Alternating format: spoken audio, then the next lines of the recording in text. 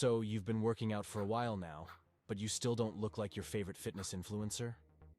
Everyone has different genetic potentials, but here are 10 of the most common reasons why you may not be making progress towards your dream physique. Comment down below what you think will be number 1 and see if you got it right. And, well, if your favorite influencer is Mike O'Hearn, you might need some, extra types of help. At 10, we have never using machines in the gym. Now, unfortunately, not everyone can be as aesthetic and functional as Leon Edwards at the same time, so you may want to focus on actually developing muscle. There is no inherent advantage to free weights or standing up exercises for strictly muscle building, besides engaging some more core. But as long as you aren't skipping ab days and eating McDonald's for breakfast, lunch, and dinner, you won't lose your six-pack by using machines. The benefit of machines is that you don't have to worry about stability issues nearly as much or at all, so you can focus on getting a good contraction and training until failure on your sets without the possibility of making your brain fail after you dropped 80-pound dumbbells on your head. This doesn't mean you should never use free weights, but there is a healthy balance between the two, and you should use whichever feels most comfortable for you on any one particular exercise. At 9, we have taking too short of rest times in between sets. I get it. You procrastinated working out all day, and now you have to fit your 1 hour and 10-minute push day into 45 minutes or else you'll be late to something. So, you resort to taking only 1-minute rests in between each set. Or, you are just obsessed with chasing that arm pump because that is the only time you ever experience true happiness. And once you lose that extra quarter-inch of arm size, life goes back to its normal, boring state. Or, you are a complete beginner and just decided that a 1-minute rest times in between sets sounded like a cool number. Whatever the reason, if your goal is to build muscle, not letting your body recover enough before your next set can be extremely detrimental to your gains. By pushing your muscles to absolute failure, you are forcing them to grow, and you can't reach your true limit if you still have fatigue from the last set. It's okay to get one less rep than the last set you did, but in general you should feel at mostly the same strength level before the start of all your sets for one exercise. Some exercises may take longer to get rid of the fatigue from usually compound ones that target several areas of your body at once. For example, you may need to rest 4 minutes in between weighted pull-up sets, which target back, biceps, and forearms all to some degree, but maybe only 2.5 minutes between dumbbell curls, which is an isolation movement for the bicep. Everyone's body will recover differently, so there is no magic rest time for each exercise that will turn you into C-bum. But anywhere from 2 to 5 minutes will likely be effective. At 8, sticking with the recovery theme, we have insufficient sleep. Out of all these, this is probably the most understandable. If you are in school, maybe your math teacher just gave you a 10-page calculus packet that he only explained for 1 minute after spending the whole class on Pythagorean theorem. And then you have to catch the bus to get to school the next day at 6:45 after wasting 10 minutes sitting in your bed half asleep and staring at your wall contemplating life. It is not at all easy, and sometimes even impossible, to get the recommended 8 hours of sleep every day. But it is crucial to try to take advantage of the days when it is possible, as this is when a lot of the muscle growth occurs. Sleep is often overlooked when it comes to building muscle, but it has, unfortunately for a lot of us, been proven to play a large role in it. Working out by itself does not make your muscles bigger. It just causes micro tears that, when repaired during recovery time such as sleep, will actually grow your muscles. At 7, once again with the recovery things, we have not taken enough rest days, and just having a non-optimal workout split routine overall. When you first start going to the gym, it may seem like the more you work out the better, right? And rest days are only for losers who can't handle training every body part for 2 hours a day and 7 days a week. However, especially for beginners whose bodies are not accustomed to the strain of weightlifting, at least one rest day a week is usually needed.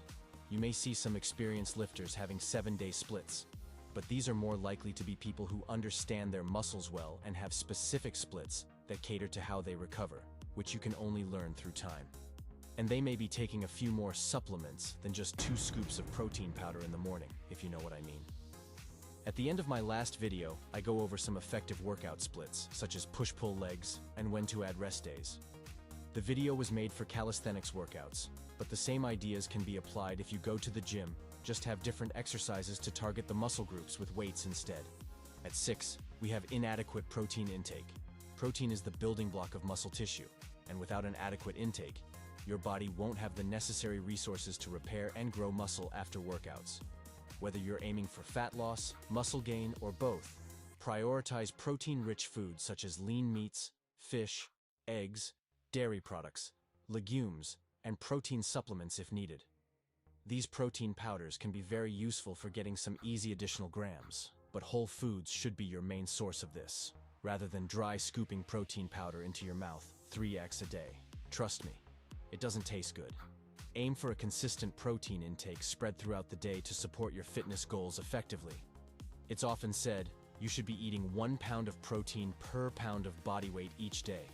But, especially for people starting out overweight, this can be unrealistic. Instead, estimate your lean body mass and use that as the guideline for how much protein you should be consuming. At 5, we have a similar topic, but instead of protein specifically, we have not consuming enough calories to bulk up. If you are overweight and trying to cut, this mistake won't apply to you. But for the skinny guys out there, protein isn't the only thing you should be considering when planning your meal in order to get bigger more quickly. If you're not consuming enough calories, your body won't have the energy it needs to support muscle growth, leading to stagnation in progress. Some foods could have extremely high amounts of protein, but be low in calories. There isn't a set number of calories you should be eating to gain weight, but try to eat in a small calorie surplus of 200 to 300 over your maintenance each day, which can be found by certain maintenance calorie calculators online. One example of a great whole food source for bulking is peanut butter, which can be put on many things, and also mixed in with other calorie-dense protein sources in a protein shake. At 4, we have inconsistent or improper form during exercises. Look, it's tempting to lift heavier weights than you can to try to impress your gym crush or some pro bodybuilder you see benching 615. But without proper form, you're not only risking injury, but also missing out on the full benefits of the exercise. Whether you're squatting, bench pressing, or performing bicep curls, prioritize form over weight, ensuring that you're engaging the right muscles and minimizing the risk of strain or injury. Not everyone can throw a 315-pound bar off them like Sam Sulek, and you probably don't need a muscle tear or scoliosis to add to all your other problems in life. It's fine to do some cheat reps at the end of your set by using momentum, as long as your entire set doesn't look like that.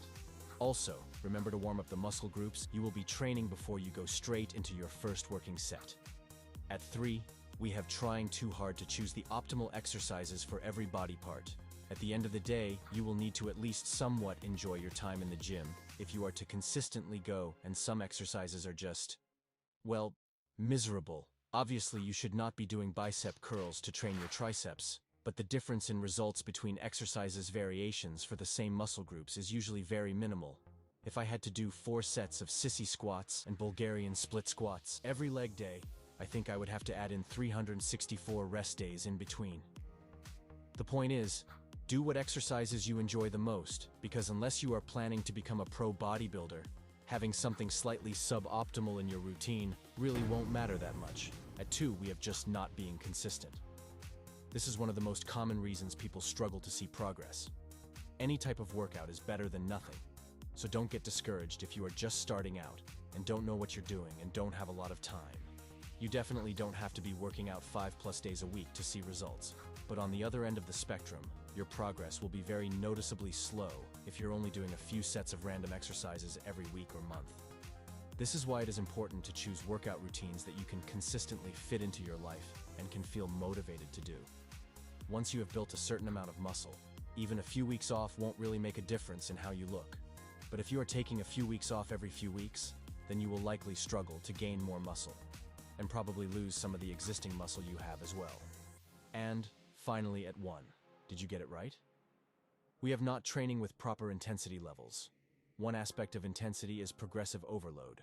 Progressive overload is the principle of gradually increasing the demands placed on the body during exercise to continually stimulate muscle growth and strength gains. If you're not challenging your muscles with increasingly heavier weights, additional repetitions, or higher intensity levels over time, your progress may plateau.